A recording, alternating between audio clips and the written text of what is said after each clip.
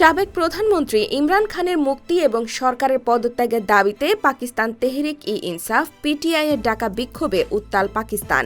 কার্যত অবরুদ্ধ হয়ে পড়েছে দেশটির রাজধানী ইসলামাবাদ।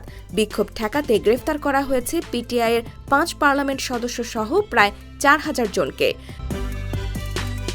বাধা উপেক্ষা করে গতকাল সোমবার রাজধানী ইসলামাবাদের উপকণ্ঠে পৌঁছে যায় পিটিআই নেতাকর্মীদের গাড়িবহর।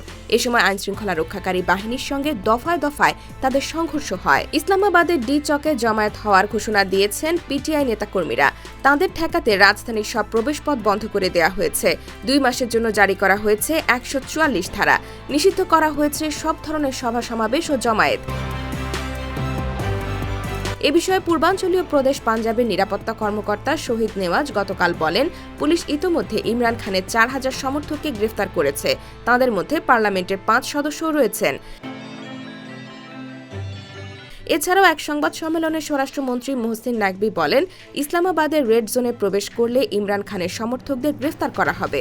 সরকারি ভবনের সুরক্ষায় ওই এলাকায় চলাচল নিষিদ্ধ করে দেওয়া হয়েছে। তিনি বলেন, যে কেউই ওই এলাকায় আসবেন তাকেই গ্রেফতার করা হবে।